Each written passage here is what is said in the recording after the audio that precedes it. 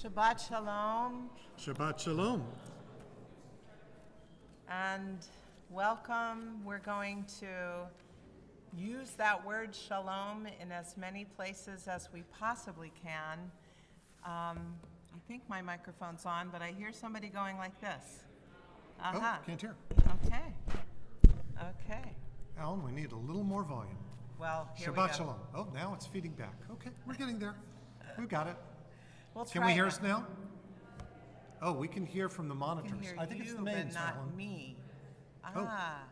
It's something about me. Okay, don't take it personally. That's okay. We could put this one in the middle. Okay. Whatever Alan says we should do. I'll just go like this. Shabbat Shalom. Shabbat Shalom. Let us begin with a song about peace, a song about the angelic presence of each one of us. Each one of us brings our unique, beautiful souls to this Shabbat. We're so glad that you're with us, that we can be together during these difficult times. Let's start on page 24 with the singing of Shalom Aleichem. I'm going to lead you on a little musical journey. We're going to start with a more meditative setting that you can listen to, and then by the second verse, we're going to go back to what is very familiar so that you can join me and sing with me. Shalom Aleichem.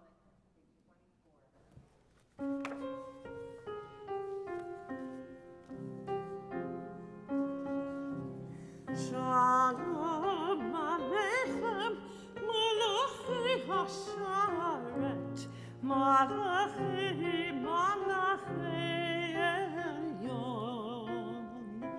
Mi Melech, Melechi Amlachim, HaKadosh, HaKadosh Baruch Hu, Boachem Nishalom, Malachi Hashalom, Malachi, Malachi Elyon, Mi Melech, Melechi Amlachim, HaKadosh, HaKadosh Baruch Hu, Bachuni L'Shalom, Malachi Hashalom, Malachi Elyon, Mi Melech, Malachi Amlachim, HaKadosh Baruch Hu, Tzedchem L'Shalom, Malachi Hashalom, Malachi Elyon,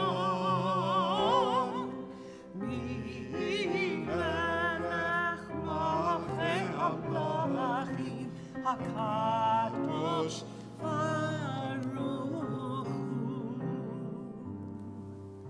Peace be to you, angels of peace. We welcome you in peace. Enter in peace. Bless us. Go out in peace. May we all have a moment of peace. I think this week we've been needing a little bit of peace. We've been needing a little bit of distance, being able to have some quiet, to enter into this sacred space, to be together in community. And that's so meaningful right now. So it is a pleasure to welcome you as angels of peace into this congregation, into this Shabbat, into this group with each other. We invite you to welcome someone, be an angel of peace, because you're sitting next to an angel of peace. Say hello to somebody near you, welcome them, wish them a Shabbat Shalom.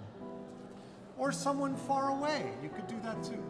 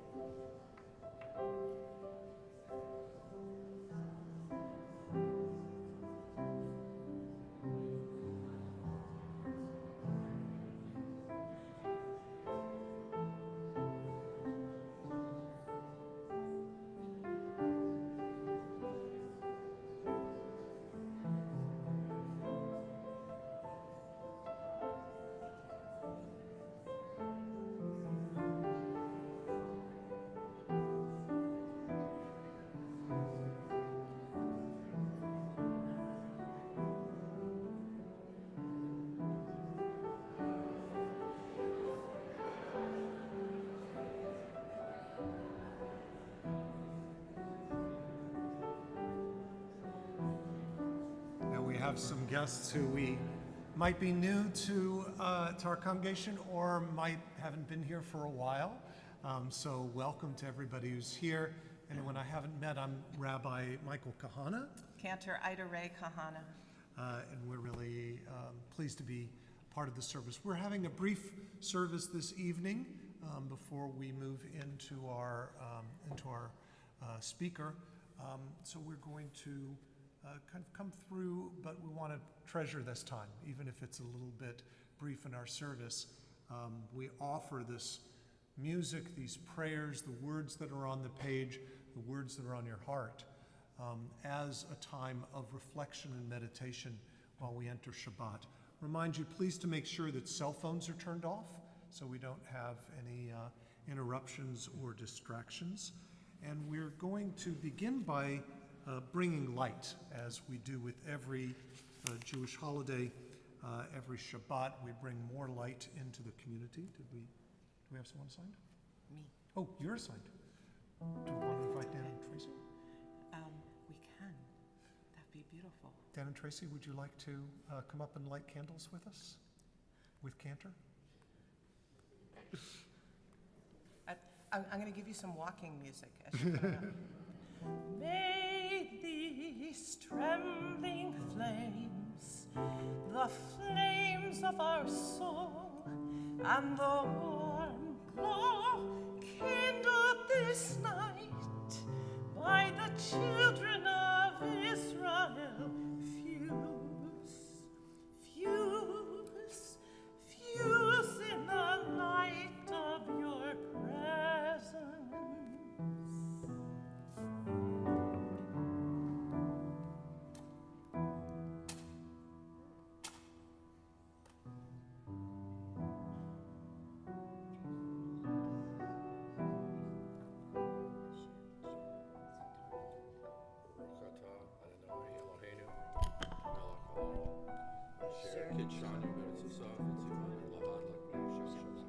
Amen.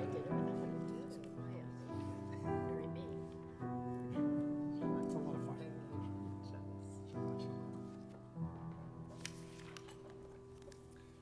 We continue on page 5 with Kiddush. I invite you to please rise. Baruch atah Adonai Eloheinu melech haolam Borei peri hanachem.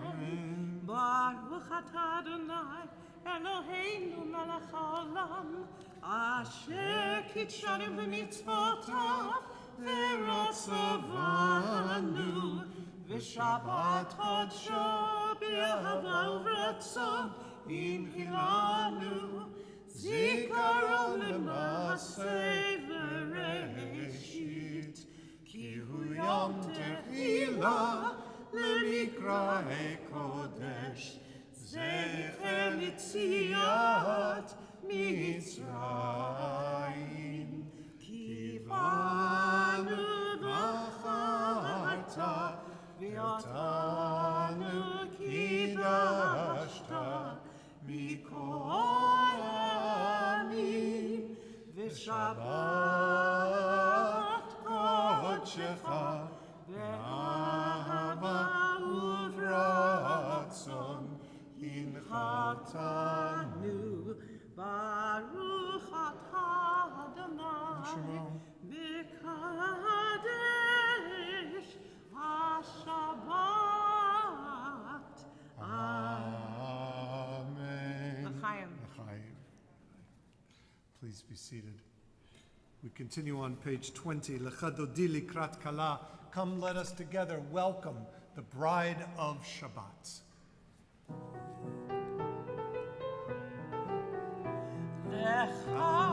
L'chadodi likrat kala b'nei Shabbat mekabela l'chadodi likrat kala B'nei Shabbat mekabela Shahanot v'zachor dibur echad Yishmi'anu echad miuchad Adonai echad u'shemu echad L'shem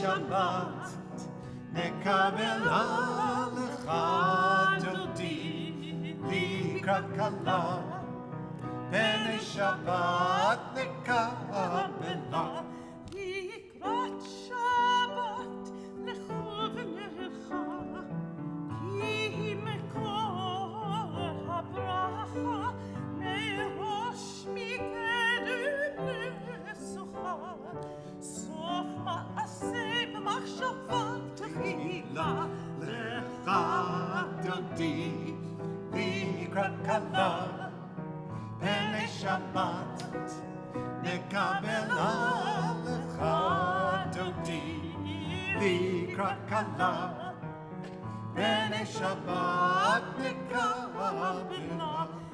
התעוררי, התעוררי, כי בורך קומי אורי, אורי, אורי, שתדברי, כבוד אדוני עלייך נגלה, לך דודי לקראת כלה ב'נei Shabbat nekabela lecha dodi likrat kala b'nei Shabbat nekabela. Please rise. We turn towards the door. Welcome the bride of Shabbat.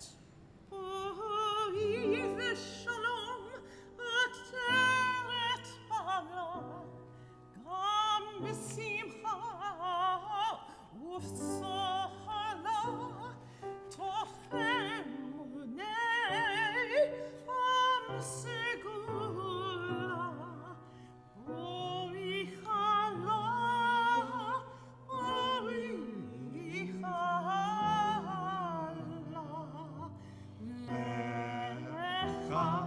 דודי לקראת כלה ב'נei Shabbat nekabela lecha dodi לקראת כלה ב'nei Shabbat nekabela. Page 28, we remain standing as we invite each other to prayer. The Baruch Hu, page 28.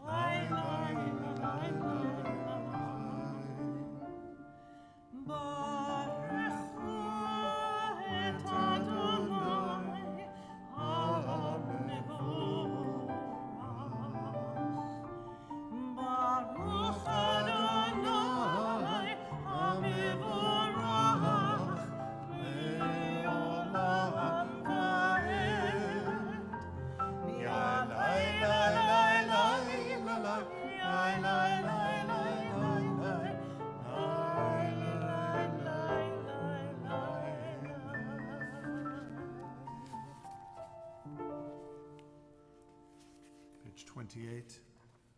Avat Olam, everlasting love.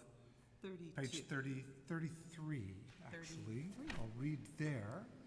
I'll just name numbers and we'll just keep on going. 33. As you taught Torah to those whose names I bear, teach me Torah too. Its mystery beckons, yet I struggle with its truth. You meant Torah for me. Did you mean the struggle for me too?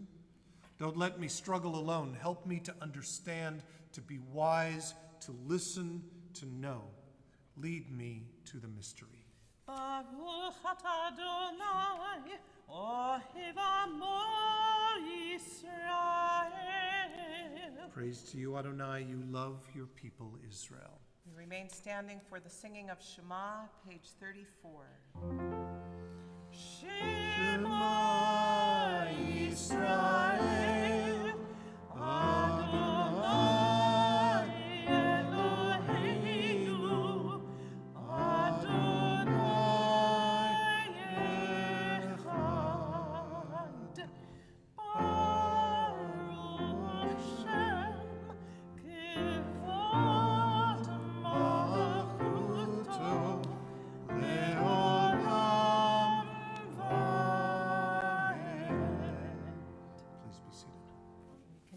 chanting together, page 36. ואהבת את אדוני אלוהיך בכל לבבך ובכל נפשך ובכל מאודיך, והיו הדברים האלה אשר אנוכי מצווך היום על לבביך, ושיננתם לבניך ודיברת בם בשבתך בביתך ובלכתך בדרך ובשוכבך ובקומך, וקשרתם לאות על ידיך, והיו לטוטפות בין עיניך, וכתבתם על מזוזות ביתך ובשעריך, למען תזכרו ועשיתם את כל מצוותי, והייתם קדושים לאלוהיכם. אני אדוני אלוהיכם, אשר הוצאתי אתכם מארץ מצרים, להיות לכם לאלוהים. אני אדוני אלוהיכם. Page 39. In a world torn by violence and pain, a world far from wholeness and peace, give us the courage to say, Adonai, there is one God in heaven and earth. The high heavens declare your glory. May earth reveal your justice and love. From bondage in Egypt we were delivered. At Sinai we bound ourselves to your way. Inspired by prophets and instructed by sages, time and again we overcame oppressive forces. Though our failings are many and our faults are great, it has been our glory to bear witness to our God, to keep alive in dark ages your vision of a world redeemed. Let us continue to work for the day when the nations will be one and at peace. Then shall we rejoice as Israel did, singing on the shores of the sea. Page 40. We pray always for redemption with our song Mi Chamocha, which in this setting of it is a dialogue always that we're having with each other, the leaders of the service, and you, between us and God. So follow the rabbi. Mi Chamocha, Vaylim Adonai, Mi Chamocha, Nedar Bakodesh, Nora, Tehilot, Oseh, Vele, Nora, Tehilot, Oseh, Vele, Malechutecha, Rovanecha, Bokeya Nifnei Moshe, Miriam, Zeli, Anu, Ve'amru, Adonai, Yimloch, Leolam, Vahed, Yailai, Yailai,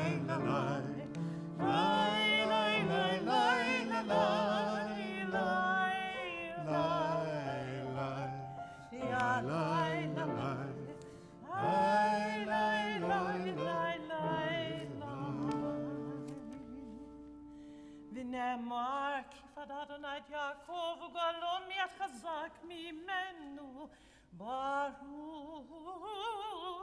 אתה אדוני גואל ישראל. Amen. Praised are you, Adonai, for redeeming the people Israel.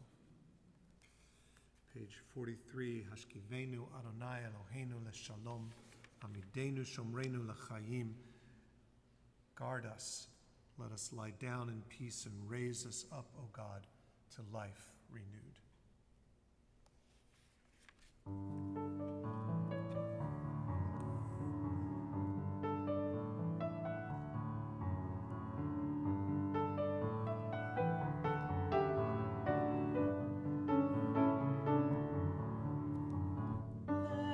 There be love and understanding among us. Let peace and friendship be our shelter from life's storms. We sing together. Let there be love and understanding among us. Let peace and friendship be our shelter from life's storms.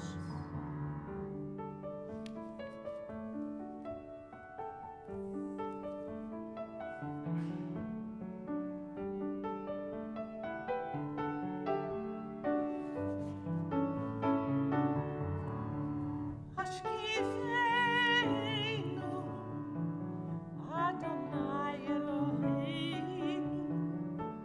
Hashkifeinu, Leshalom. Let there be love. Let there be love and understanding among us. Let peace and friendship be our shelter from life's storms. Let there be love and understanding among us.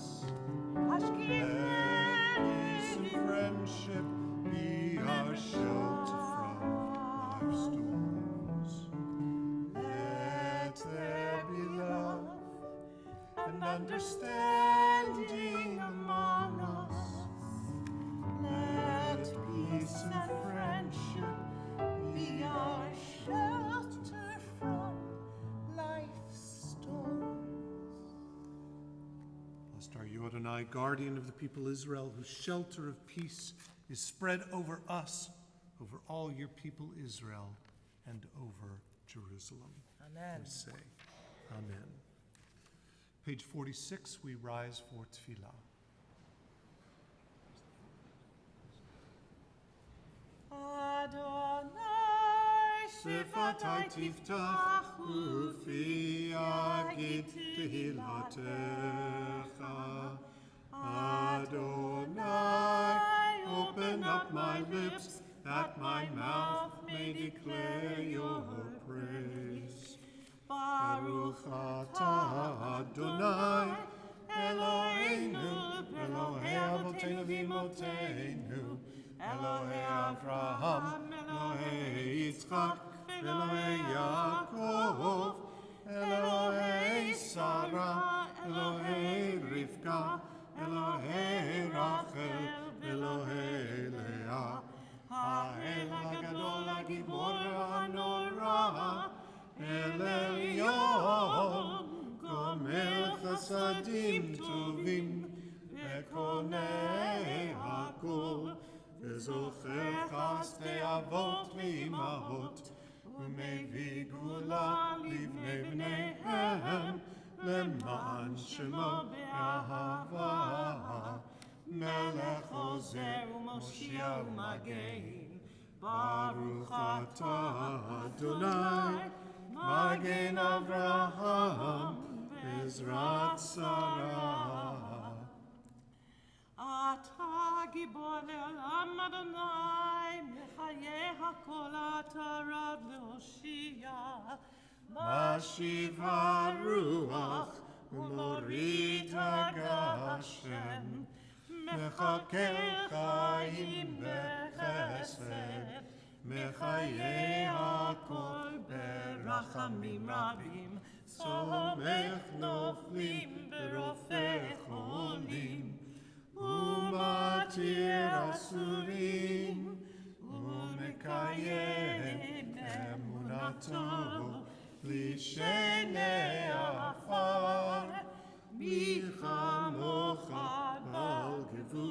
chayot, Unido melech, melech memit u'mechaye, u'matzmiach Yeshua.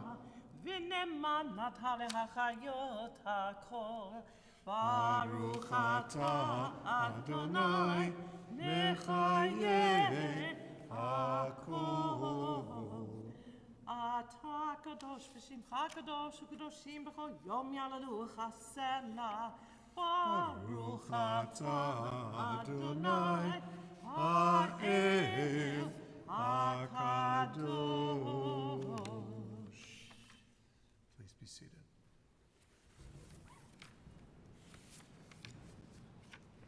Going to take a moment of quiet reflection. There are words that are on the pages here that you can look through and reflect on, or simply allow your own personal prayer to be present in your heart. Our hearts have been heavy, and now is a time where we can allow all the deepest prayers in our hearts to reach up to heaven.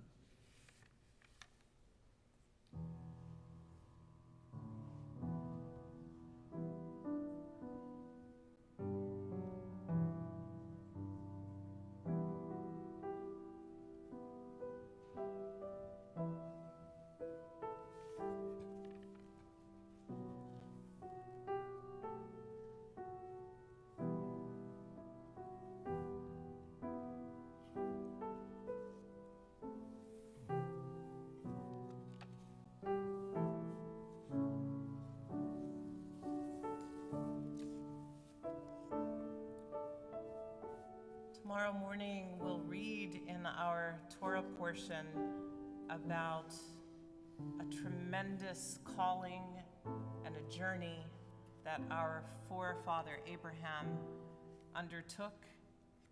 He was called by God to lech, to go forth to a place that he didn't know, perhaps to go forth to a part of himself that he didn't know.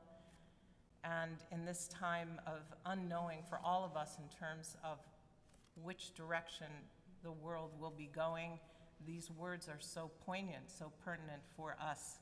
They're on page 341, so we'll sing these beautiful words from the Parshat, Lichilach.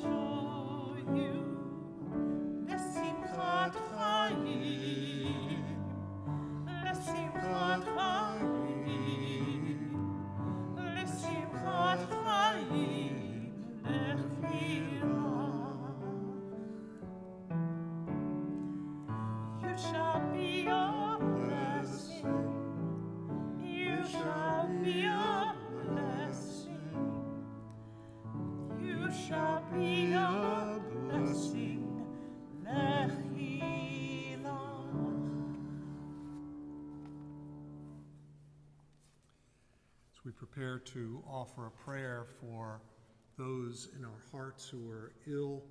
We also want to include in that prayer our friends and family in the land of Israel. Over 300,000 soldiers who've been called up into reserve duty, standing on the border waiting for orders, an incredibly difficult time. And over 200 captives somewhere in Gaza, and so many innocent civilians caught in the middle and in dangerous and difficult and deadly situations. It is a terrible, terrible time. We pray for all to be returned in safety. We offer this prayer for the soldiers of the IDF. May God protect and save our soldiers from trouble and distress, plague and illness. May God send blessings and success to all their endeavors. May God bless and preserve and protect all of the hostages, the missing, those abducted, and return them to their families. As the prophet said, so the redeemed of Adonai shall return and come to Zion, rejoicing with eternal happiness upon their heads. They shall have gladness and joy. Our sorrow and sighing will be no more. So may it be. And we say, Amen. If there's anyone in your life who could use a special blessing right now as they find their way, we pray to healing and to wholeness. If you'd like to share their name out loud with us, please do so now.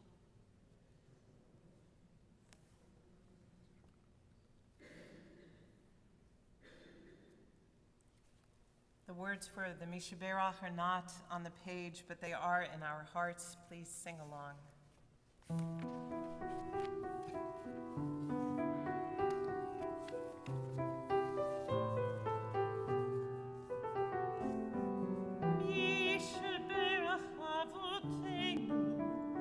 Avraham, Yitzchak, v'Yaakov.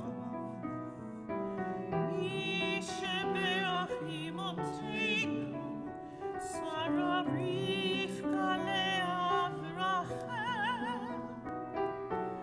May the one who blessed our mothers, may the one who blessed our fathers, hear our prayer.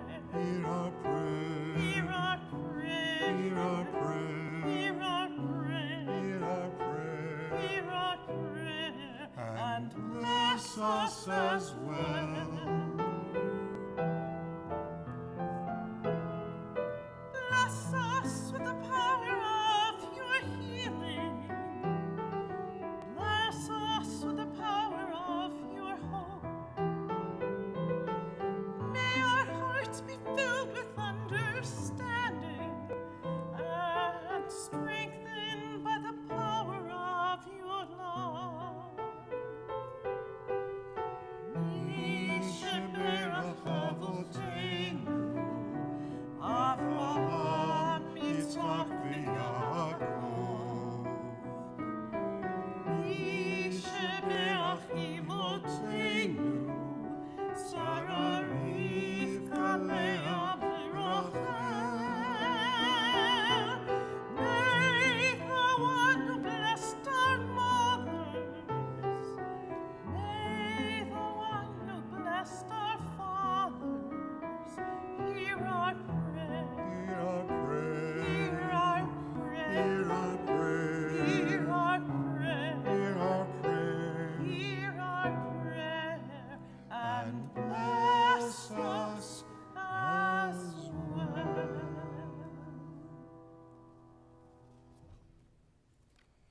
Page 282, we rise for Elena.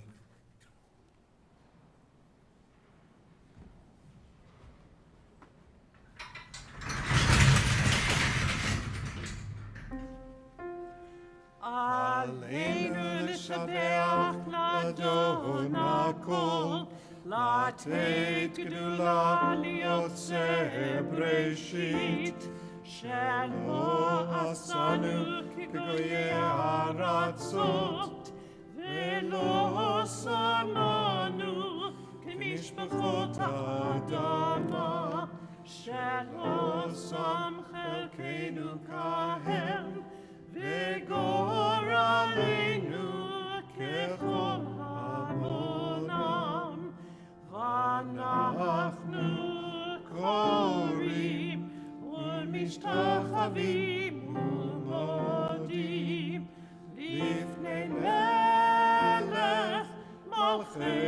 המלכים הקדוש ברוך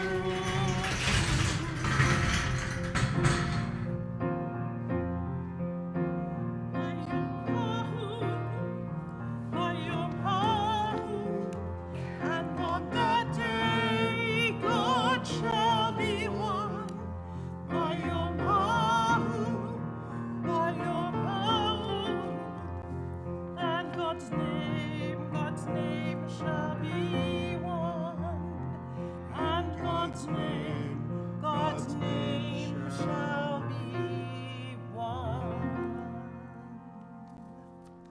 Our thoughts turn to those who have departed this earth, our own loved ones, those whom our friends and neighbors have lost, the martyrs of our people whose graves are unmarked, and those of every race and nation whose lives have been a blessing to humanity. As we remember them, we meditate on the meaning of love and loss, of life and of death. We honor the memories of those in our community who have recently died. Susan Black, Rabbi Amy Hershey Geraci, Harold Heller, Sarah Banks LaCour, Helene Miller, Susan Mosler, Ted Rubenstein, Evelyn Sorensen, Pearl Trachtenberg. And we honor the memories of those whose yortzites, the anniversary of their passing, occurs during this time. Francis Albert, Ben Arnoff, Abe Berkowitz, Bernadine Barty Brenner, Francis Capel, Edwin Cohen, Carolyn Dinner, Nettie Director, Claudia V. Fenton, Lily Feuerstein, Ophelia Foster, Sam Friedman, Florence Frisch, Cecile Gibstein, Michael Gladson, David E. Gold, Bernard Goldhammer, David Goldstein, Julius L. Green, Cheryl Griffin, Alan Howard Herman, Sarah Hirsch, Betty Hunt, Dennis S. Jenny, Ina Kreifels, Ben Lockman, Paula Lauterstein, Hugo Lewinson, Constance Lipman, Stanley Loeb,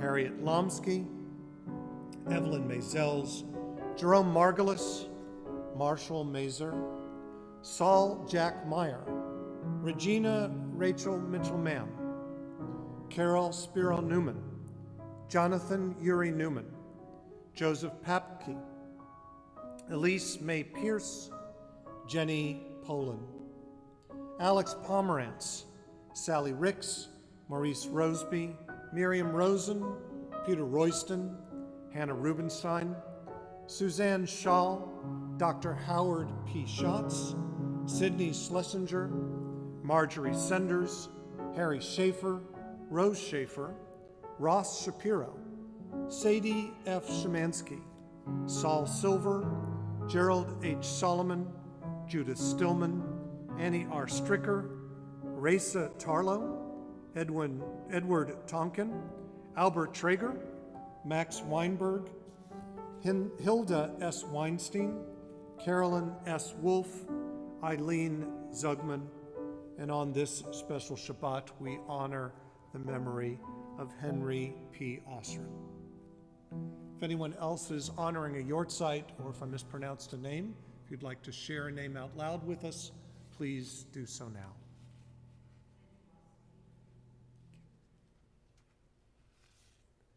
The memories of all of them are with us. Our griefs and our sympathies are mingled. We turn to page 294 and rise. Together we say the words of Kaddish.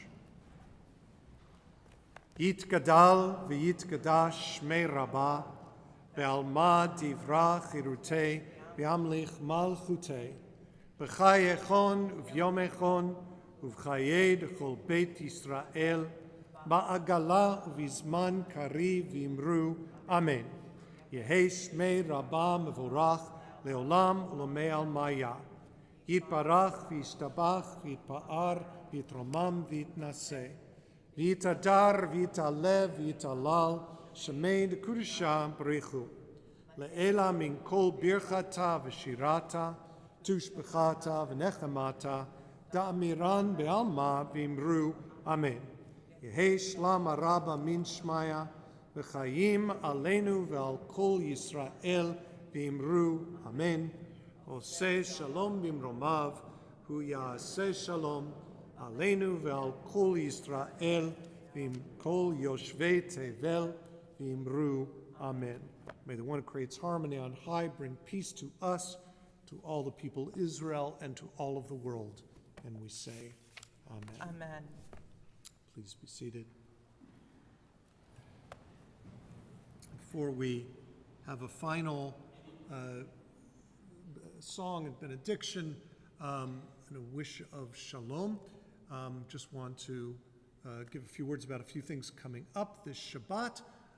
We have a Torah study at 9 o'clock, bar mitzvah of Owen Elkin at 10:30 in the sanctuary.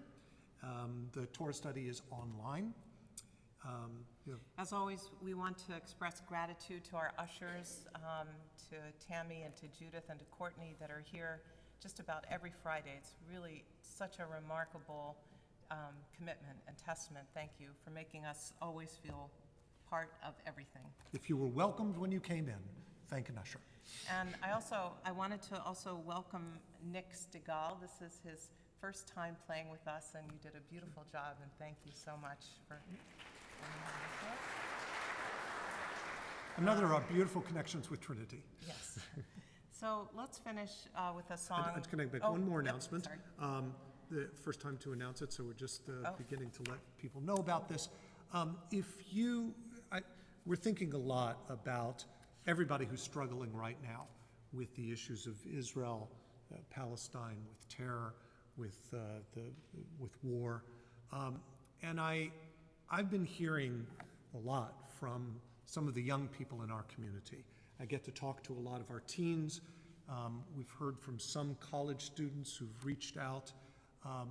They are really struggling. It is very difficult, particularly those who have felt that identify themselves as progressives and have felt comfortable in progressive spaces, who are being given the message right now that Jews are not welcome in progressive spaces.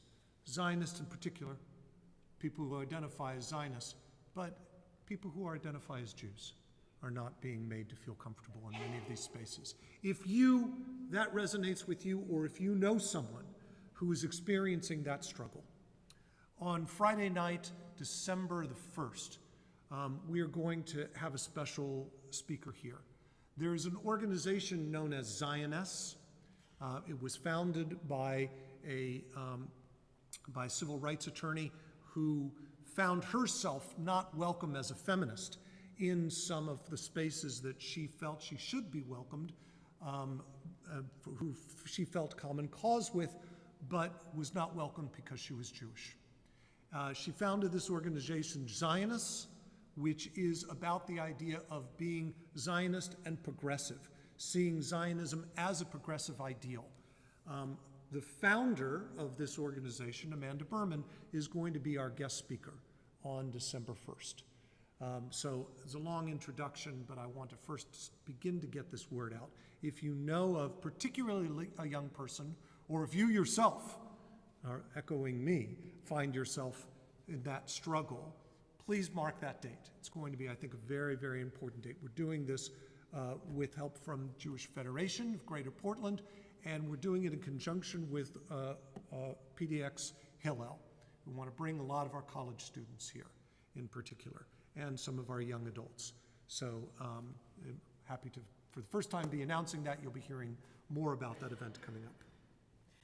I'm making an executive decision, and we're going to skip the closing song. There we go, okay. We want to get to our speaker. We want to get to our speaker, yes. So we will keep singing. Come back, next week or tomorrow. Oseh shalom bimromav. We're going to take just a second to change the bima, and then we will continue.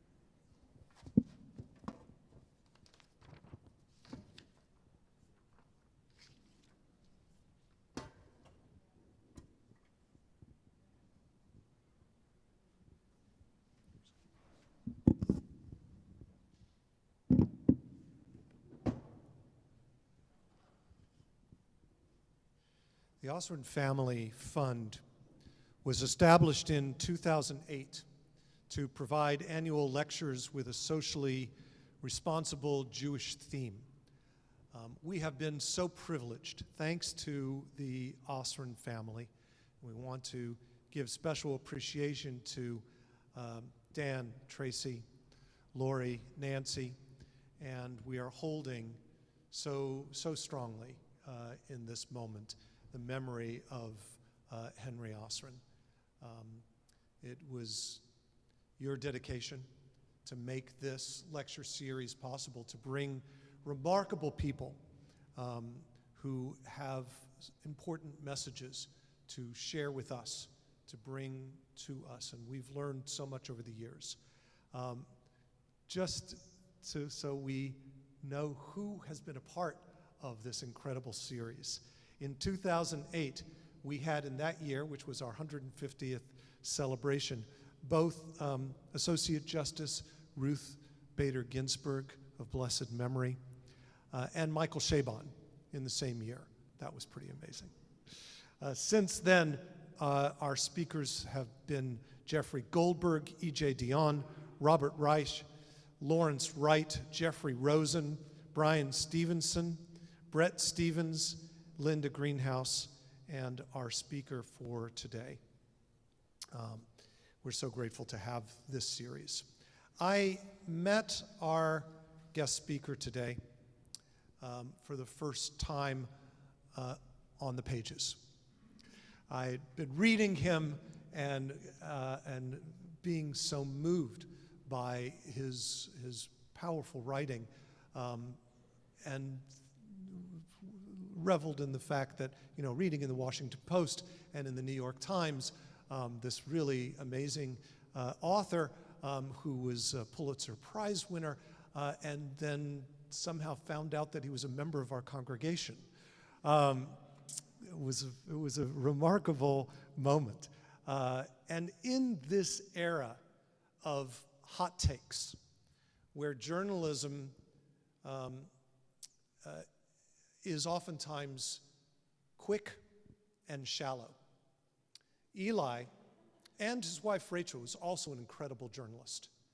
The two of them are really dedicated to the kind of journalism that we need so desperately in our world. Eli, in particular's focus is on long-form journalism, really digging into a subject and into the people, the humanity of his subjects. Eli is a writer at large for the New York Times. He's traveling the country to write in-depth stories about the impact of major national issues on these individual lives. He is the 2023 winner of the Pulitzer Prize for feature writing, and I believe that ceremony was just this past weekend, so he's fresh off the Pulitzer Trail. That is his second Pulitzer Prize. In 2014, he was the winner of the Pulitzer for explanatory writing.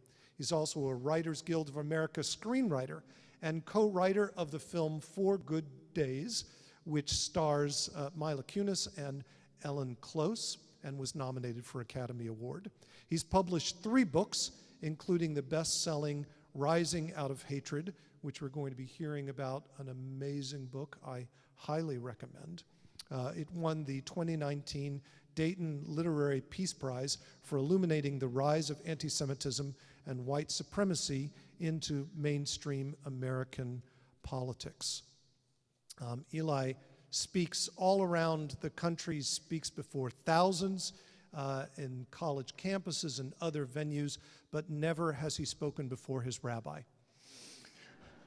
And being in the hometown crowd could be intimidating, I'm sure, but I know he's going to rise to the occasion. It is a great pleasure to welcome Eli Saslow.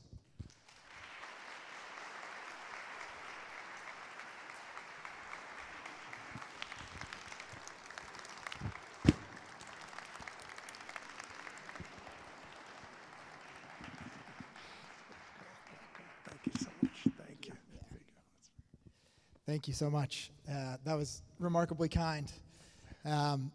Although I could have used one more song. That was a beautiful service. I feel very centered. I feel like this is going to be the new requirement before every speech. There has to be a Shabbat service. So might be complicated, but hopefully it can be arranged.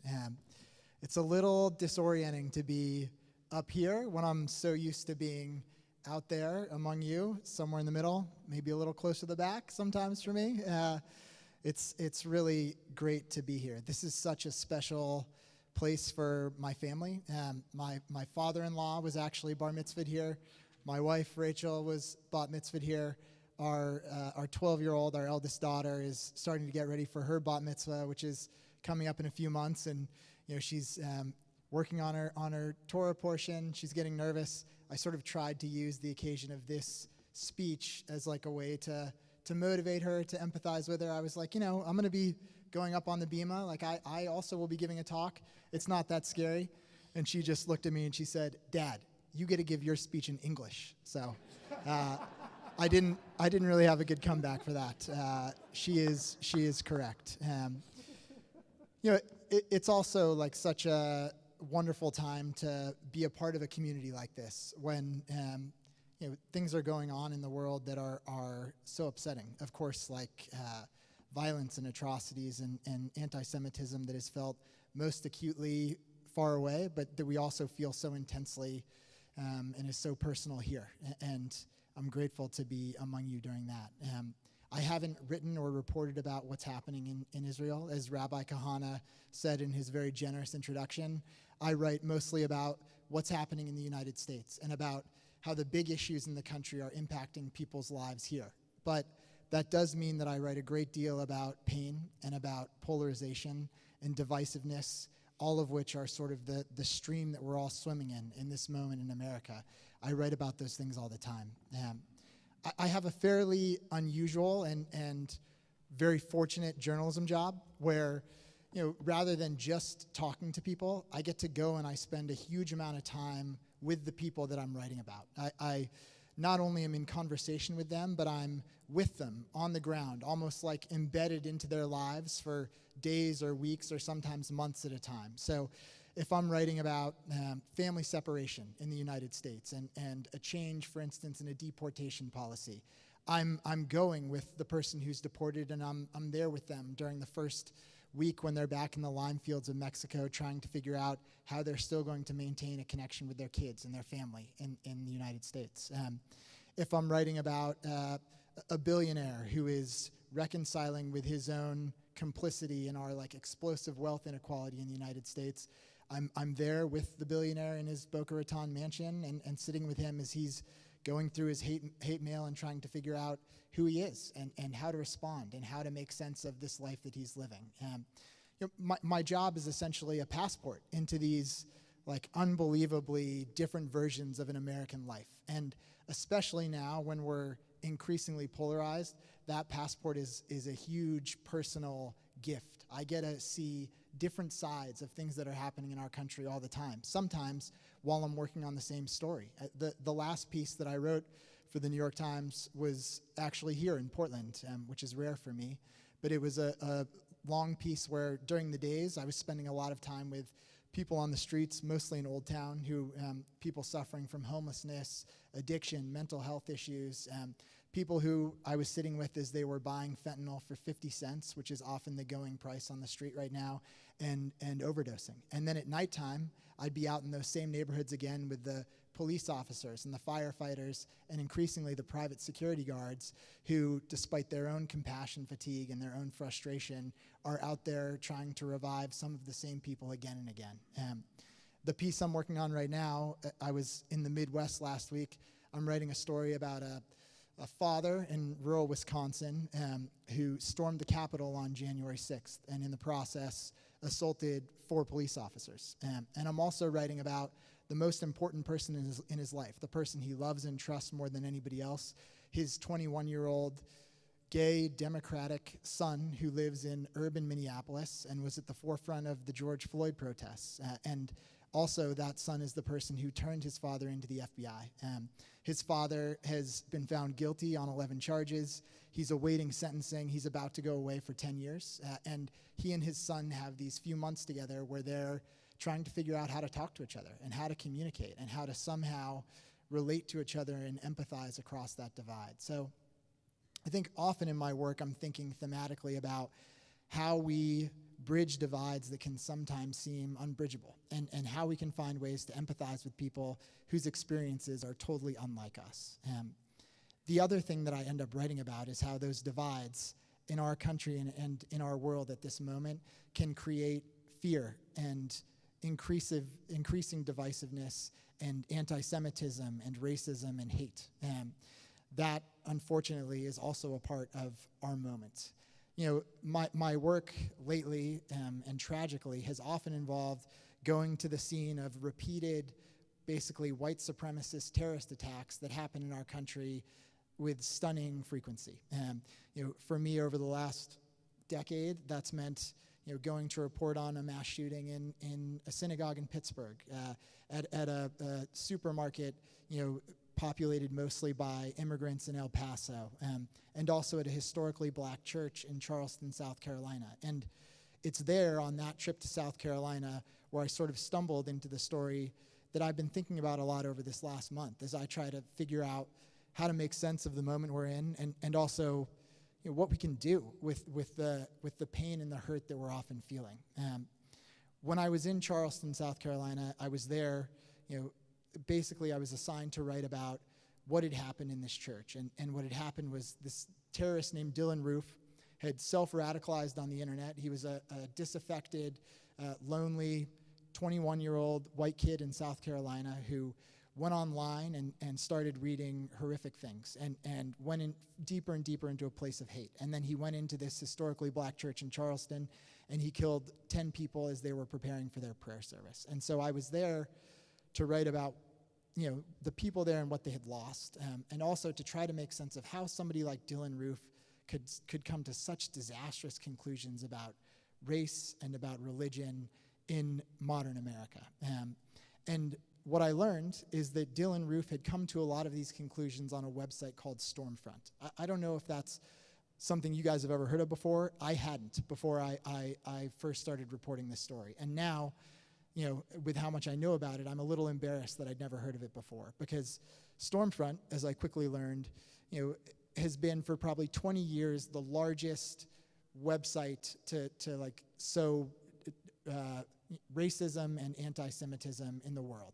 Stormfront is a place that on an average day would have 20,000 different users, people who self-identified as neo-Nazis and academic racialists, and also just regular Americans would go onto this website and they would exchange ideas about how they could reach their aim, which was essentially to start a race war.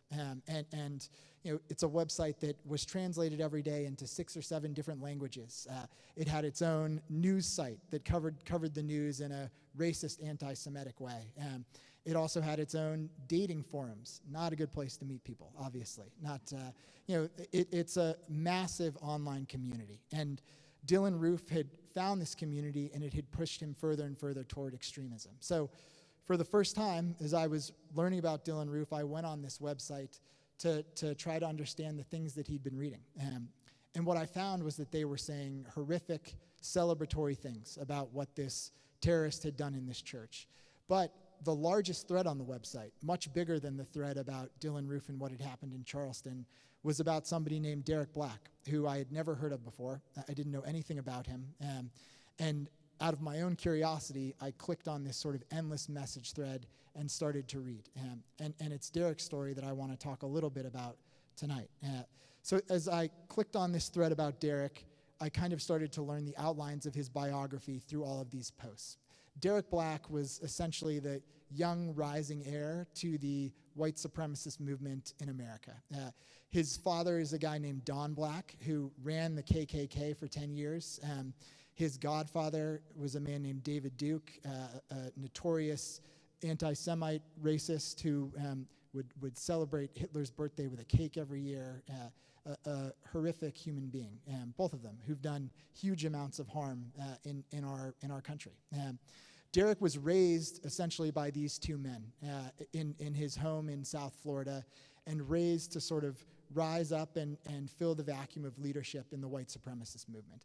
Derek was pulled out of the public schools when he was in 4th or 5th grade because David Duke and Don Black thought that those schools were too diverse. They wanted to homeschool him. And that education was really, Derek would travel with these two men throughout America as they would talk at these racist, anti-Semitic conferences about their ideas and about how they could spread them further into the American mainstream. And because Derek was really smart, is really smart, and also because he's very ambitious, and because in some ways he'd been indoctrinated with this ideology, he began to invest himself in it in horrific, disastrous ways. You know, by the time Derek was 12 years old, he'd built a companion site for Stormfront. There was a kids' Stormfront page that was meant to spread more anti-Semitism and racism to kids. He had convinced his father, you know, hey, it's great that we have a website, but don't you think we should also have a 24-hour radio network? And so he built out this radio network. He then managed to get a show on the mainstream airways where every day he and his father would talk and spread these racist anti-Semitic ideas to a mainstream audience in Florida. I think Derek's biggest impact on this website that I was reading about in this thread was that he convinced his father that the way ahead for the white supremacist movement was not through slurs or Nazi insignia. He said to his dad, we have to get all that stuff down off the webpage. And instead, we have to try to talk to a mainstream white American audience in a way that doesn't seem as overtly racist. And as a test case for this, Derek decided when he was 19 years old that he was going to run for office in Florida and see if he could win, not by announcing himself as a white supremacist or as the future racist leader of the United States, but instead by going to voters' doors and saying things that are awful and horrific, but in coded ways. For instance, he would tell voters, don't you think it's terrible that we have so many signs in Spanish around here now? Shouldn't this really be an English-only country? Don't you think that the globalist bankers and the people in Hollywood are controlling everything and have too much money and it's time that we had a turn?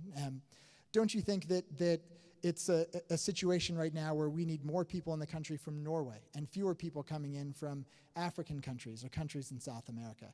These awful, violent, racist, and anti-Semitic ideas that a lot of voters, frankly, didn't recognize as such. They instead voted for Derek with 68% of the vote, and he got elected to the Republican Council in Florida when he was 19 years old. And at this point, as I was first learning about Derek on the message thread, he was sort of at the apex of this white supremacist movement. Everyone thought he was the next great leader for this cause. He decided that in order to sort of give himself more mainstream power, he wanted a college degree. So he left and enrolled in college, continued to be at the forefront of this movement, going and speaking at conferences side by side with David Duke.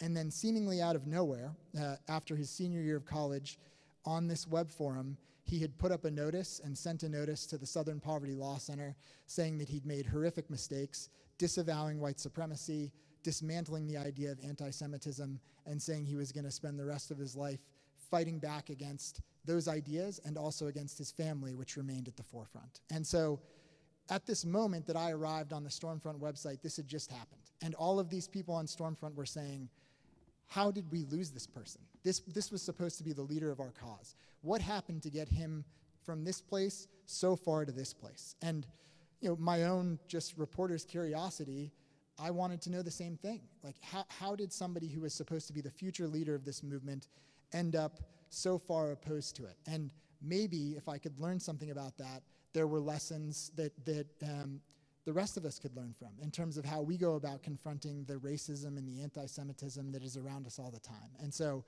like all these other people on Stormfront who were looking for Derek because they wanted to do harm to him, I also at that point started trying to figure out, can I find this person and will he talk to me?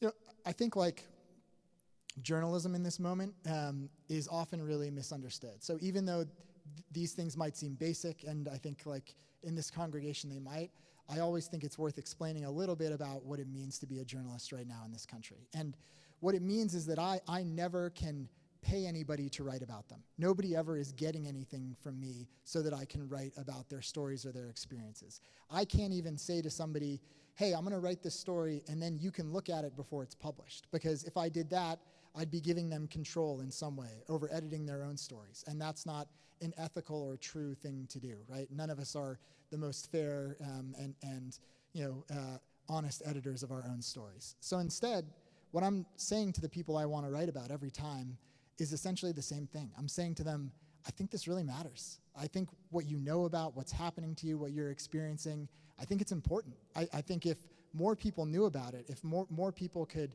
understand what you're thinking, what you've been through, what you're dealing with, it might make them more aware. It might increase their empathy. It might make them walk through the world in a slightly different, more nuanced way. And so that was the pitch that I began making to Derek. This kind of work requires a huge amount of trust, because I knew that in order to eventually write about Derek, again, I wasn't just going to be interviewing him. I was going to be going and spending a lot of time with him. I was going to be asking, can I read all the text messages that you were exchanging with your family when this was happening? Can I read your emails? Can I really get in there and understand the texture of what happened? And that kind of trust takes a long time to build. With Derek, it took a tremendously long time. Initially, he said, no, he'd changed his name. He'd moved across the country. He was rightfully in fear for his safety because all of these neo-Nazis and skinheads and white supremacists were also looking for him. So he and I just started to stay in touch. And what happened over the next few years is that he built some kind of trust with me as we emailed back and forth and talked on the phone. But the bigger thing that happened is that he started to see all of these racist, anti-Semitic seeds that he'd helped plant in the ground. He started to see them growing all around him, whether it was through these mass shooting incidents or in mainstream politics and very contentious presidential elections.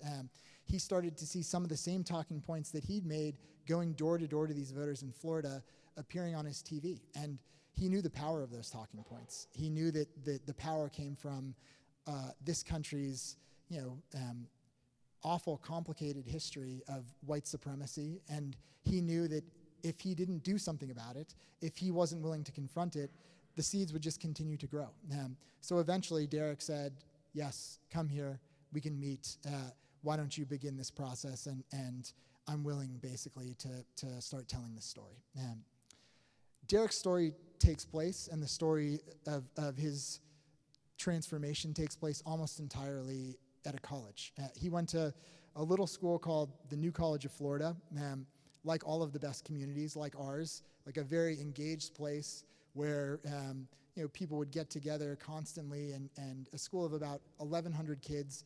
They basically all knew each other. They would converse all the time on their own internet forum, a very tight-knit community. And Derek decided to go to the school because it was an honors college. He was smart, he got good grades, his test scores were good, and also it's a public school, so it was cheap. So he sort of, without knowing much else, left his home and went across the state to Sarasota, Florida, and enrolled in this college. For the first 6 months he was there, he made this tactical decision to basically be the future leader of the white supremacist movement online, but to try to be a normal college kid the rest of the time, hoping that he could live a double life. The New College of Florida is a place where a lot of kids don't wear shoes. They're worried, rightly, about microaggressions and things like that. And Derek knew that his ideas, his opinions, were not going to go over well in this space. So he suddenly split his life into these two parts. He would, hang out with his friends and make friends in the dorms, friends who were sometimes Jewish, new immigrants to the country, black, etc. And then he would leave the dorm and go to a quiet spot on campus where he would call into the daily radio show that he was still doing and talk about how the multicultural takeover was ruining the United States. It's also probably worth pausing for a second to just lay out what white supremacists in this country believe, because I think it's often misunderstood, in part because it's so crazy that it's kind of difficult to get your head around. But the modern white supremacist movement in the United States, essentially, their ideology is that they think, and this is all very upsetting and also categorically untrue, but it's important to understand. They believe that essentially minorities, people of color, are genetically inferior to white people. Again, garbage, scientifically and in every other way. But this is what they believe. And they think that on their own, people of color would not be capable of overtaking what these white supremacists conceive of as the great white race. which again is scientifically unbelievably problematic. Race doesn't exist in that way. It's a construct. But anyway, stay with me. So what these white supremacists think is they think that Jews, who they conceive of as basically like a evil super race, are trying to encourage more multiculturalism in the United States, trying to bring in more immigrants, trying to get more power and more control to destabilize what these white supremacists think of as the great white race. So, for Derek growing up, like his comments online and everything else had been alarmingly racist and also alarmingly anti-Semitic. And meanwhile, he's going through this college and building these friendships with people who are members, who identify as members of those groups.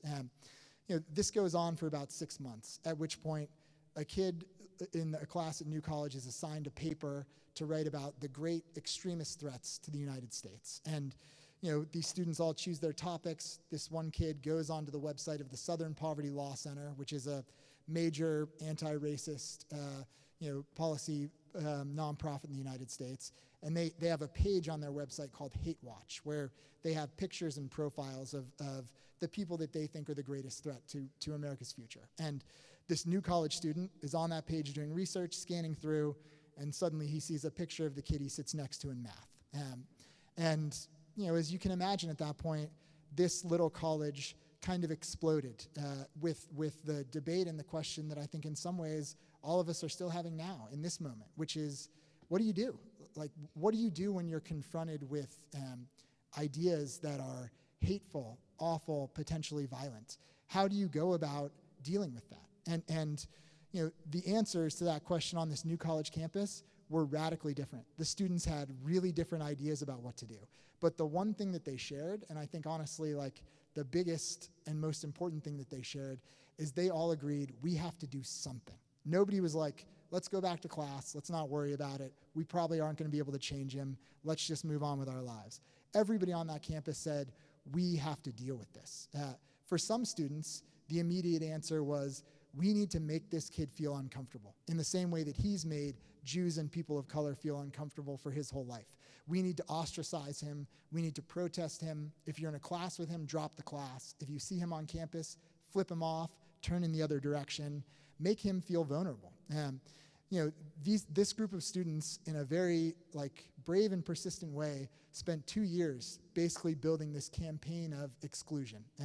They managed to get the Southern Poverty Law Center to come to their campus to give a talk about Derek's ideology. For the first time since the shooting in Bowling Green, they managed to shut down their college for 2 days. So there was no school for anybody, a protest that shut down the school for 2 days so that everybody could talk about Derek and his ideology and the racism and the anti-Semitism that was also happening around him on that campus. That sort of campaign of exclusion was hugely successful. Derek, I think for the first time in his life, felt vulnerable in some small way. Also, and meaningfully, these were students that in some little way he considered part of his in-group, right? They'd gotten into the same smart college that he had. They were his age. They were people that in some way he had some little bit of respect for and thought of as similar to him. And experiencing a mass rejection in that space made him for the first time think, wait a second, something is weird here. It's unbelievable that he didn't think that before and didn't realize that before, but he'd been growing up in such an insular white supremacist space in that household that he hadn't experienced that kind of rejection before from people he respected and valued. The other thing that this campaign of exclusion did is it opened Derek up to students who made the opposite choice, students who decided, instead of confronting him, why don't we try to talk to him, to invite him over, to build relationships with him? Why don't we see if we can slowly work to get to know him and to get to know his ideas and change his mind? And so a group of students, really diverse group of students, led by 2 Jewish kids on this campus, decided that they were going to invite Derek over for a Shabbat dinner. And because Derek had 0 other invitations, and because he was a little curious why these Jewish kids were inviting him over once they knew his ideology, he decided to go. And for the first time, these students sat around this table, Matthew, Moshe, a this guy Juan, a new Peruvian immigrant to the country, a handful of white students on campus, and Derek gathered around the Shabbat table. And slowly, over the course of a few hours, found their way into a conversation. Some of the students at that Shabbat table also had pretty different ideas about how they wanted to go about this. One of them was named Matthew. He was the only student on this campus at New College who would wear a kippah, and he said to these other students, I don't want to scare Derek away. My goal is I want to build a relationship with this person. I know that I'm not going to change all of his ideas on the first night. I want to see if maybe he can come to like me, and maybe we can find some things that we think similarly about. And maybe if he comes to care about me, that will help him see beyond the stereotypes, beyond the anti-Semitism to the people. And maybe that relationship in and of itself can be transformative. Some of these other students said, no, what I want to do is I want to tell them about my own stories.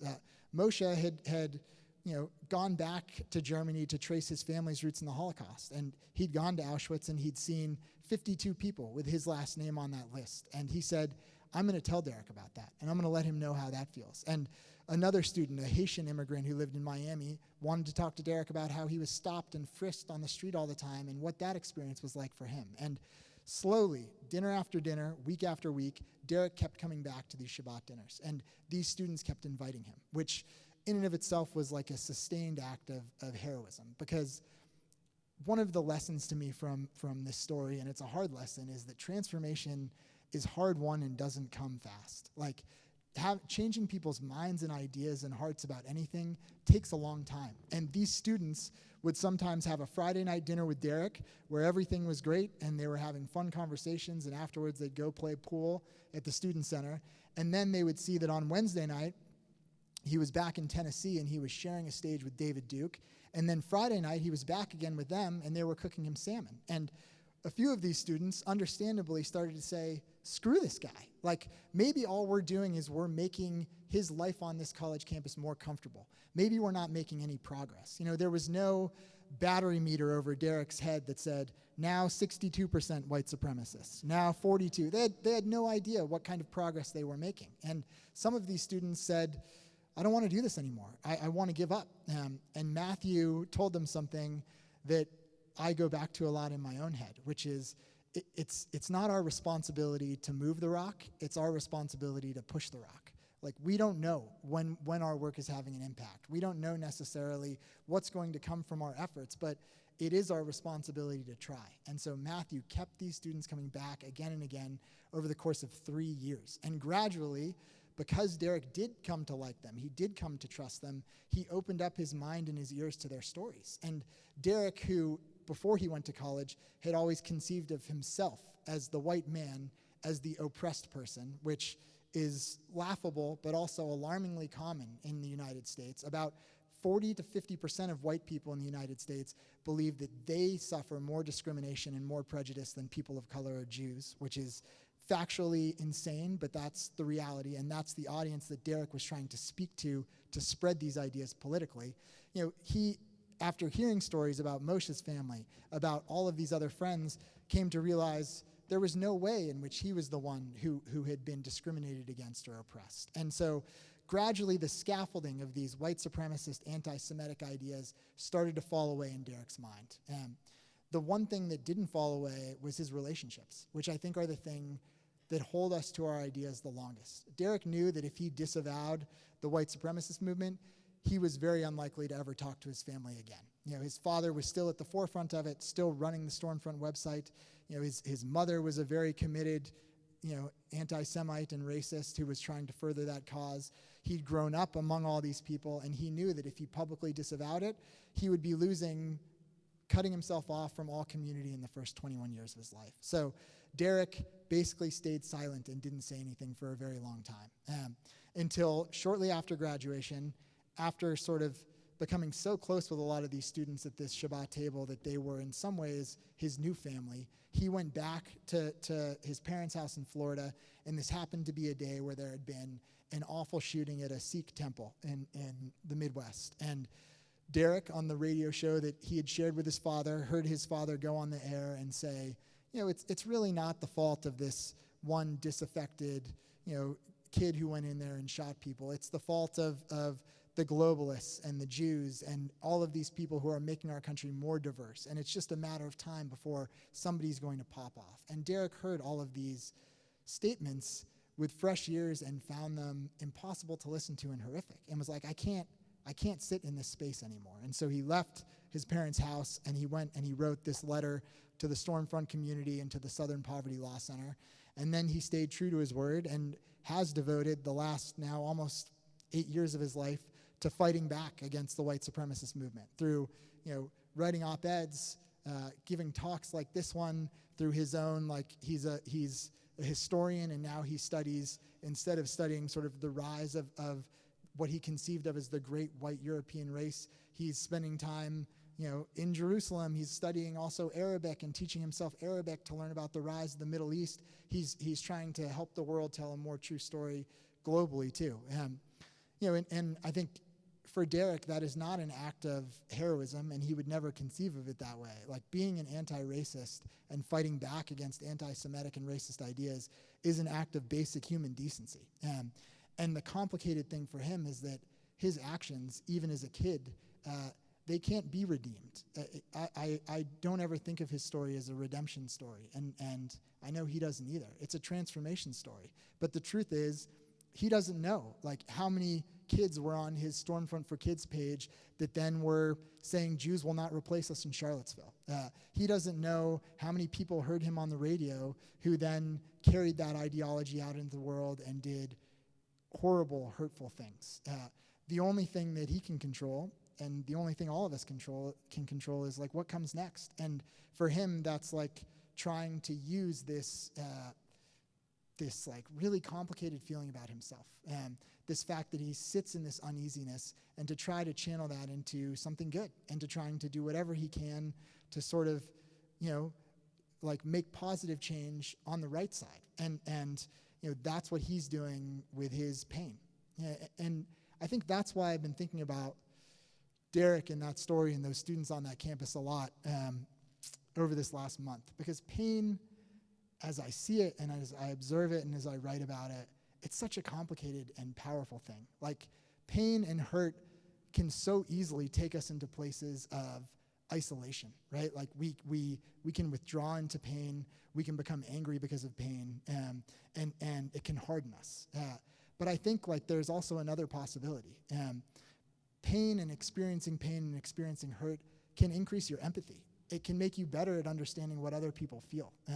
It can unite communities and make communities stronger. And I think right now, that's the moment that we're in, and that's our choice, right? There's the haunting thing about telling Derek's story was realizing how prominent anti-Semitic and racist ideas are, particularly on the far right in American culture. Now we're seeing so many of these same anti-Semitic ideas, in far left liberal spaces on college campuses. This is again, it's the stream we're all swimming in. So doing nothing is not a choice, right? It's doing nothing just allows the status quo to continue, and the status quo right now is really problematic and awful. So instead, I hope the choice that we make with our own hurt and our own pain is to do something, and whether that's confronting ideas, starting conversations in ways that are powerful, whether it's where we donate our money, what we do with our work, it's trying to find ways to channel the hurt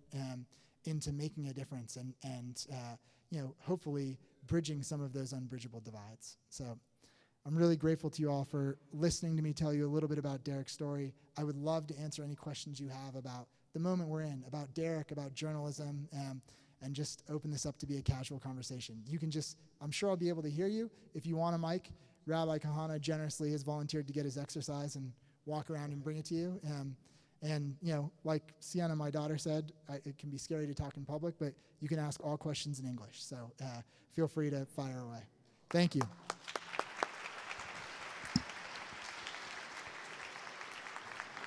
Eli, I have to say, you do a really good job speaking in English. Thank you. I appreciate it. It would not be good otherwise. So that was remarkable. I know we've got a number of questions. Before we do, I want to just take the privilege of starting off with one. It's an incredible amount of research, and as you talked about, to do the work that you do, you have to deep dive. You have to spend a lot of time in the experience.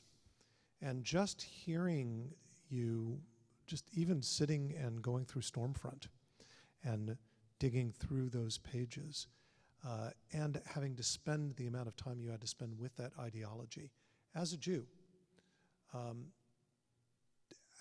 Tell me about that experience. How did you hold yourself in that experience? Yeah, what a generous question. I appreciate it. That project in particular was complicated because, again, for my work, not only was I spending time with Derek and with the people on that campus, but in order to understand that ideology and the ways in which they were trying to spread it into the political mainstream, it meant I was also spending time with Don Black and David Duke and Richard Spencer and other white supremacists in that space. And, they would ask me often, what percent Jewish are you? Who in your family is Jewish? All of these kinds of questions that were uncomfortable and sometimes a little scary.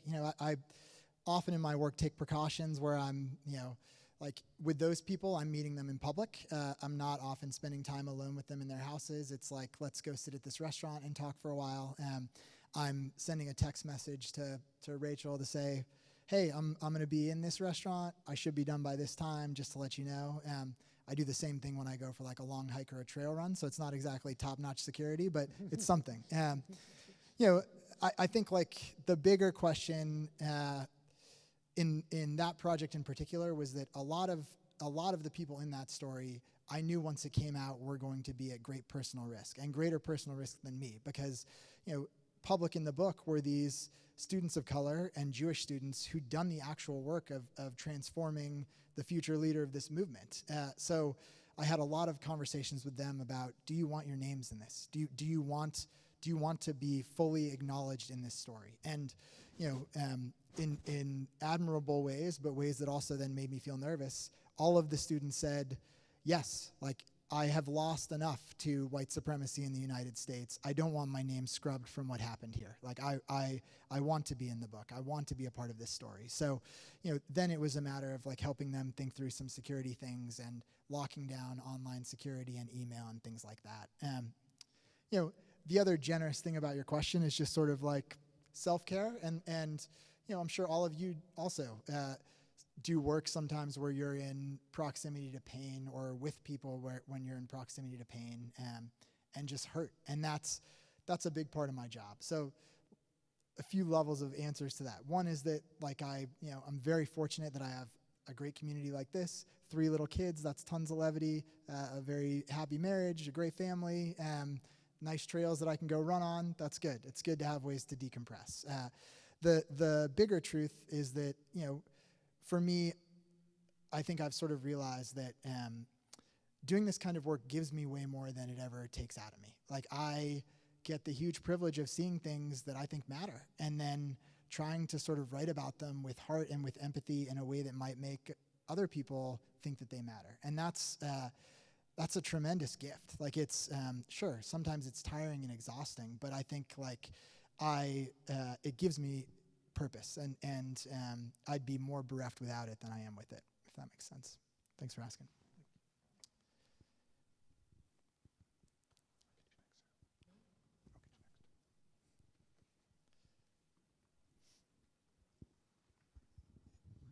Thank you for your words. Jerry and I live here half the year, and we live in Sarasota half the year. Oh, wow.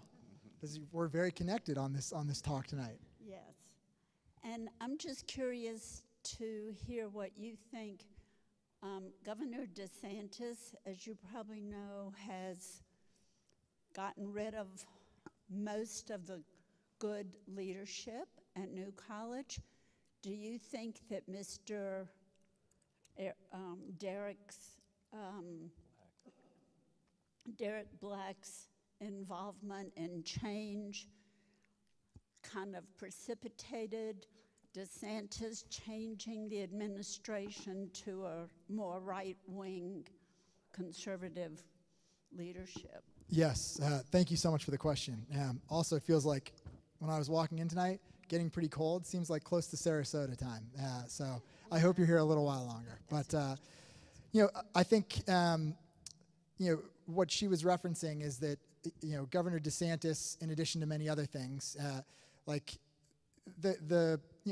as we all know, on the far right now in America, there's a lot of backlash against sort of liberal college education and what's happening on college campuses. And so, in part as a reaction to that, Governor DeSantis saw the example of this very liberal college in Florida. And yes, I think part of it probably was that Derek's story became pretty public, and it became an example of wow, look at what an engaged sort of activist community can achieve, and decided that he wanted to use that college as sort of a test case to say, we're not funding you anymore if you're pushing liberal agendas or liberal ideas, and we're going to remake the faculty and do all of these other things.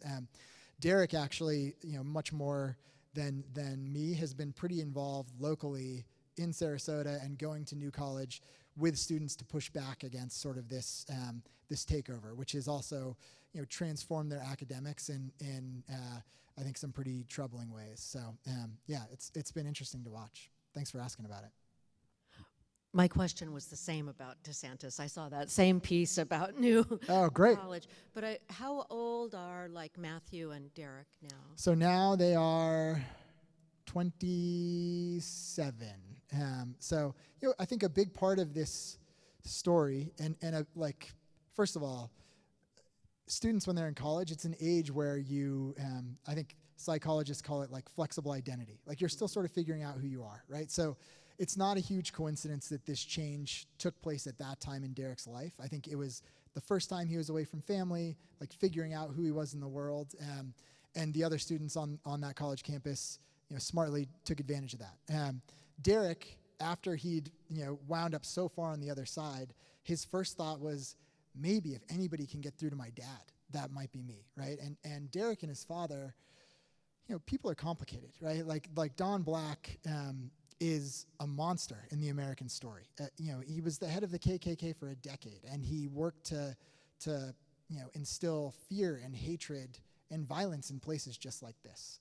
He also was a dad who adored his son beyond anything else in the world. And when Derek was learning to play guitar when he was growing up, he would play at these open mic nights. And I can promise you Derek is terrible at playing guitar. But his dad would get to the bar 3 hours early to get the best table and to be there to support Derek when he was playing open mic nights. He like a lot of people, was capable of being a monster in many ways, but still very human, right? So Derek thought, maybe if anybody can get through to my dad, it's going to be me. And for the first year, Derek would go back to Florida and try to sort of rebuild some relationship with his father, try to get through to his father and his mother, and try to sort of bring them more towards reality and towards the light. But I think what Derek decided after many, many failed attempts is that for Don Black at this point to say, I was wrong about everything, would be sort of admitting that his entire life had been a disaster with very little time left, right? And so I think it's harder to make a change at that stage. So Derek's age, and I think all the students' age, was a part of this. It was a moment when the change was most likely to happen. I want to know what Matthew's doing now, because he's the hero of this story to me. I mean, Matthew and Moshe and Allison and Juan and all these students at that table are the heroes of the story, for sure. And to their great credit, they knew that the hardest thing about all of this for Derek was that he was going to be walking out into the wilderness after he became public about this. And he changed his name. He moved from Florida to Michigan. He sort of went into hiding for a while. And they knew that he needed support. So all of those people have stayed remarkably close to Derek.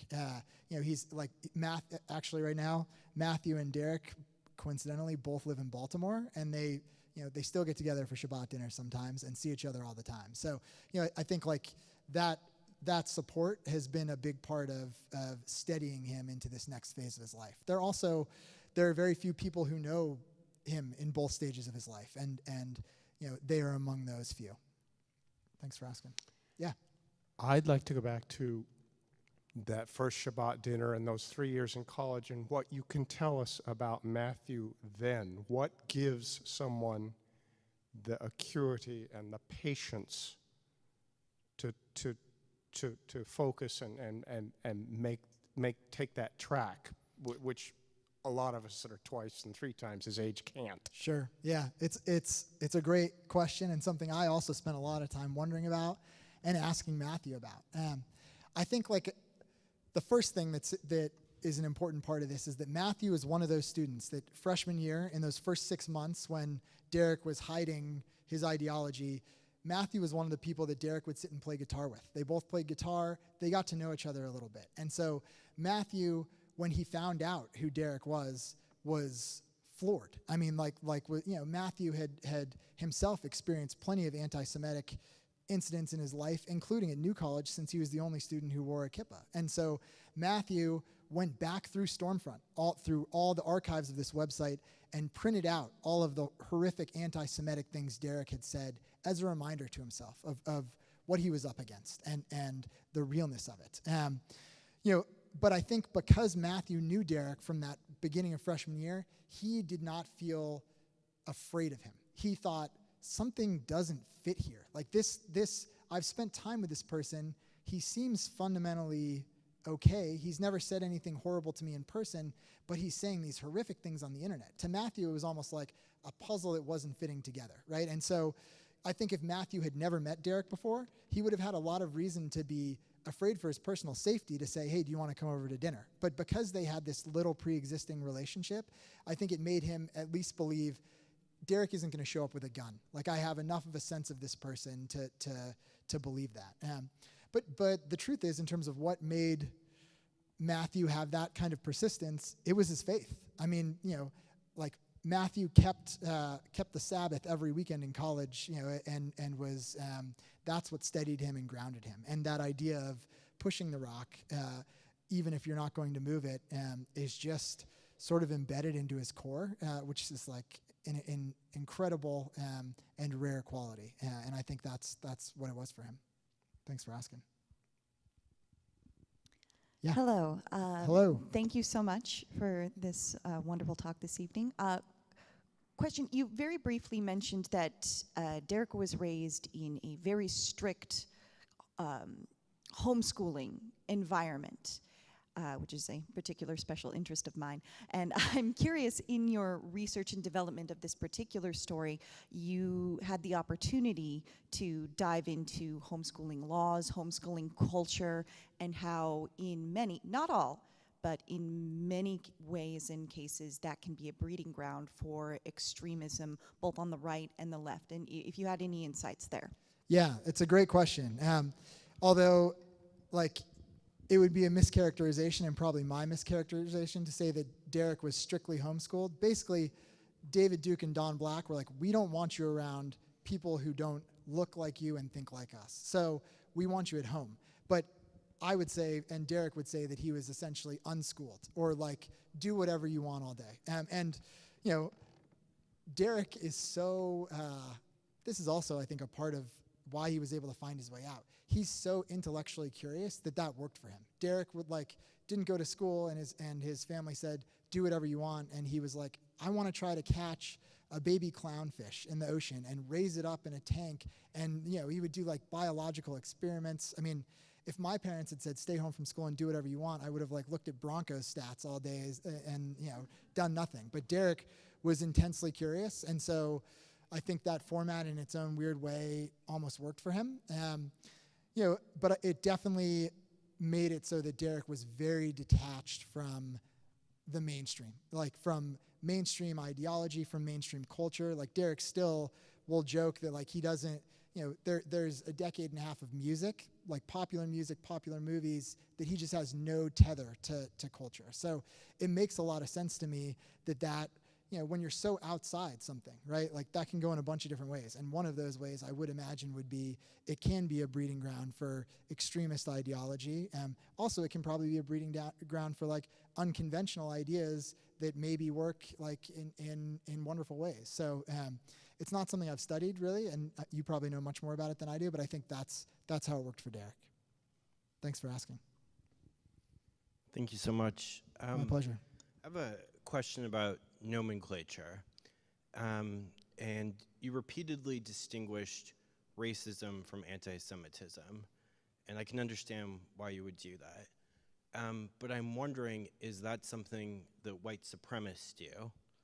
And what's at stake in that distinction for you, and say for this audience, and what does it mean to separate those two if white supremacists are conflating them?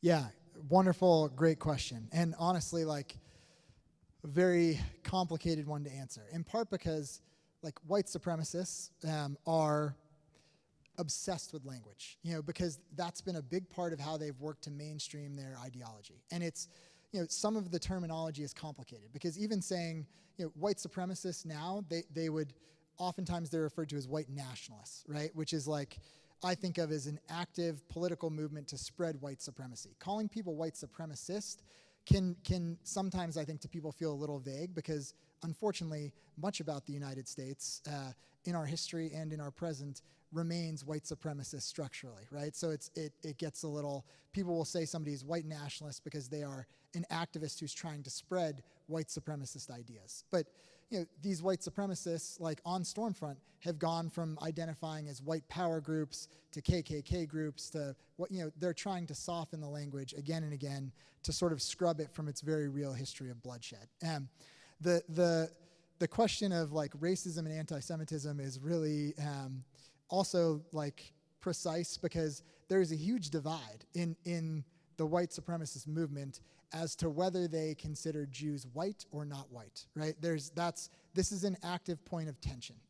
For the most part, most white supremacists say that Jews are not white, right? And so, racist, anti-Semites, like, it's I think those can become fairly interchangeable in that space.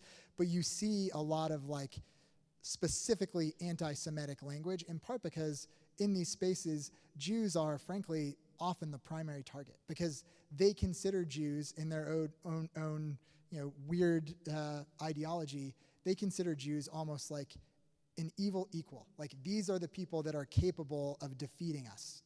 And these are the ones that we have to dismantle and go after, because they are sort of the ringleaders of this movement to weaken us. Thanks for asking.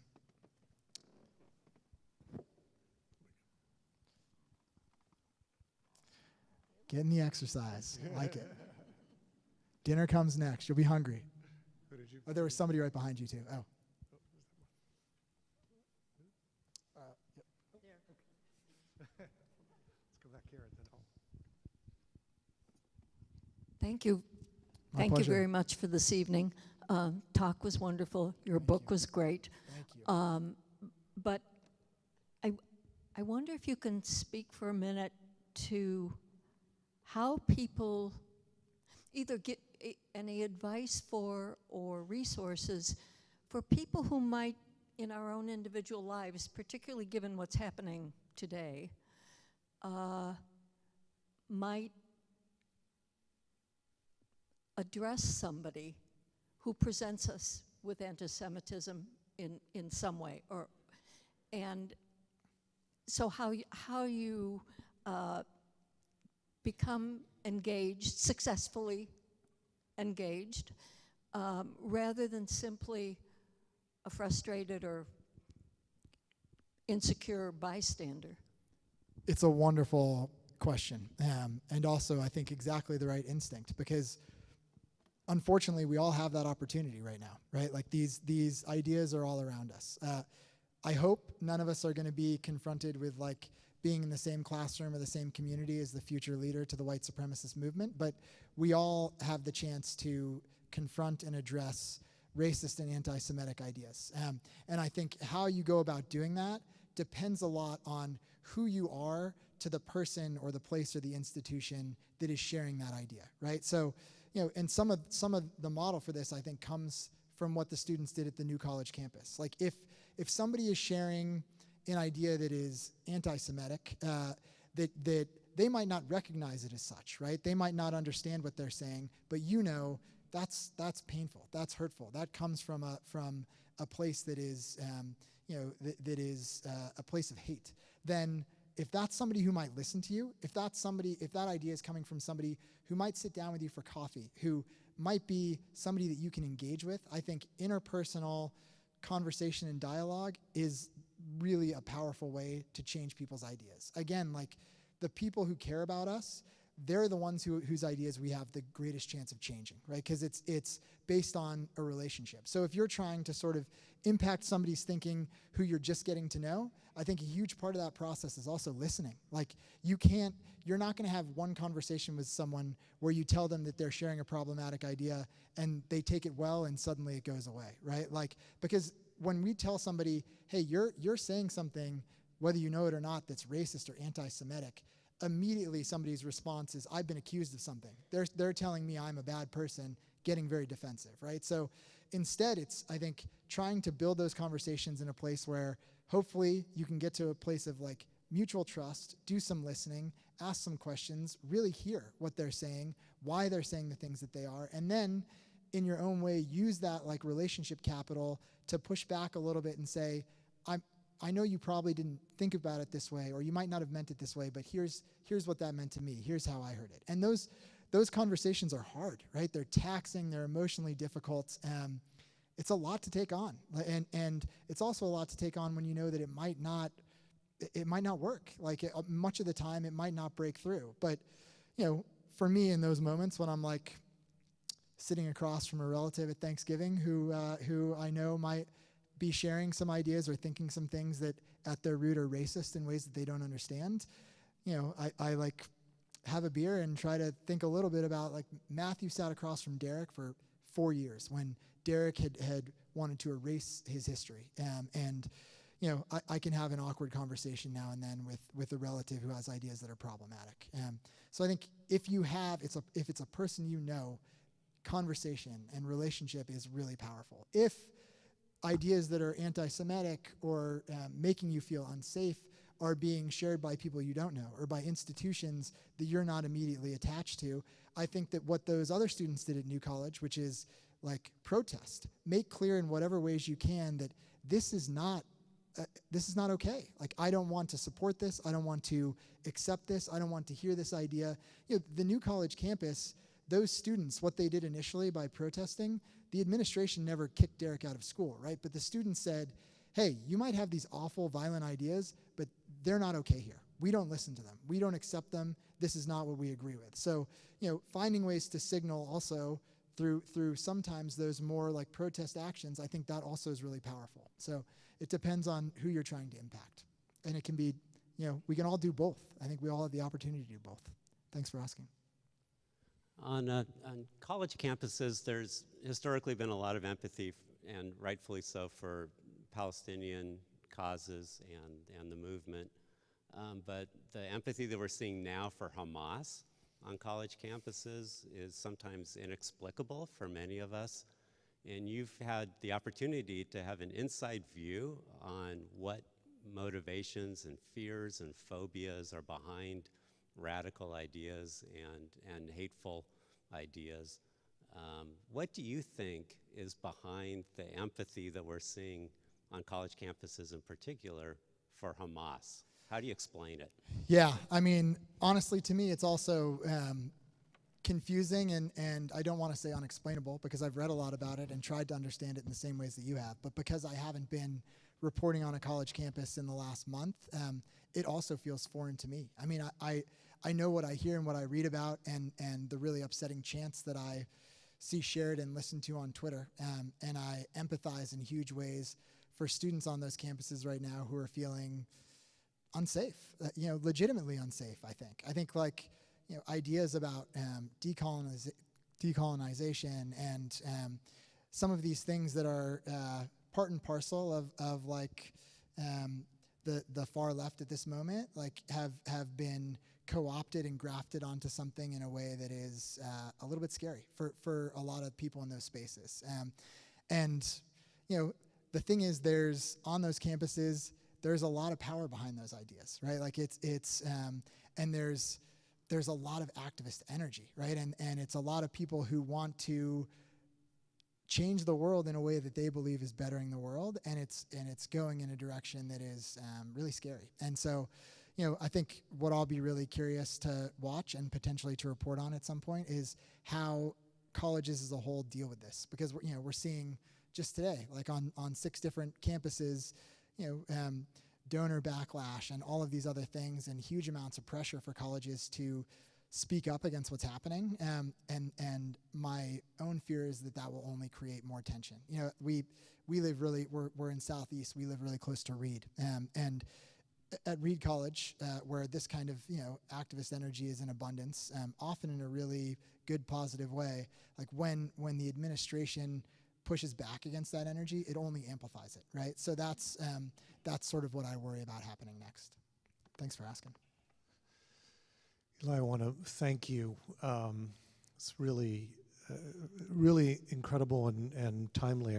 We talked the other day about how we've planned this for quite some time, and on October 6th, a lot of us might well have been thinking about white supremacy, and today the question, as Eric raised, is a different one, but as you've pointed out, lives in much of that same space. Right. And I really appreciate that. I want to let's wrap up with a little bit of the contrast. The fact that there were two sides to the story of what moved Derek to have this change. It was both the encounter and the courage of the encounter, and it was the protest.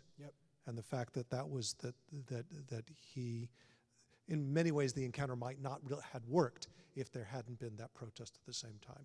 I'm thinking a lot about, these are college kids, and their world is meant to be about a lot of encounter. And I work a lot with our teens. And one of the things that I've told our teens in these moments where they're encountering hateful rhetoric is that it's not their job to defend the Jewish people. Right? They're not equipped for it. They're not ready for that moment. So just if we can wrap up with just this thought of like, what does it mean to not be the person who engages? What does it mean to hold on and feel that you can make a change without putting yourself at the kind of risk that you talked about with Matthew? Yeah, I mean, I think that's a valid and great option for many people. And often it has to do with, like, if you feel personally unsafe, that has to be the priority, right? And I think, for students now on these college campuses that we're talking about, I think there are other ways to take that energy and to, instead of saying, I'm going to sit down with somebody who is chanting things that, that are violent ideas to who I am and to where I come from, that you don't want to sit down for coffee with that person, understandably. But you can still find ways to signal, like those new college students did, hey, I'm not going to listen to this. Whether that's small things like who you're unfollowing on Twitter, or whether it's big things like, writing letters to the university you attend and trying to support more inclusive environments, which is what these colleges should be about, right? So, I think one of the things I learned a lot about in writing this book is that, the idea of civil discourse right now on our college campuses is not a super popular idea, and that comes from a place of real complication. Like, civil discourse as an idea has always sort of prioritized the group of people that's in power, right? Like, if you're for somebody who is a white man talking about racism, that can be a civil conversation. It's not like a violent idea to you. To the person you're talking to, that's not a civil conversation, nor should it be. And so it creates an imbalance in that space. Like, we can't just have polite conversations about violent ideas. That's not how it works. It's also true that without discourse, Derek never would have changed. Like, what would have happened, and I know because, I've talked to him about this a million times, he would have experienced this massive rejection on this campus. He would have left and unenrolled, and he would have gone somewhere else. He would have enrolled in another school, and if anything, it would have fortified his commitment to this idea that the other people are the enemy. I'm going back deeper into my cocoon. I'm going somewhere else. And now, with extra fuel to the fire, I'm going to fight back against their liberal communist ideas, right? That's what would have happened. So definitely in Derek's case, it was a symbiotic relationship between protest and conversation. Both of those things needed to happen for the full transformation to take place. Sometimes the full transformation is never going to take place, in which case the priority is definitely to create communities where you're safe and where also that community is upholding ideas and values that are inclusive and finding ways to create those communities however you can. Eli, thank you once again, and thank you for reminding us that transformation can happen. Of course, thanks for having me. Which is an incredible thing. Thank Thank you very much. Thanks. And again, thank you to the Oseran family for making this thank you so possible. much. And friends, we're going to have a kiddush and a little something, a little challah. So wish you a Shabbat Shalom. Thank you so much. Thank you. Thank you. Appreciate it. Oh, my pleasure.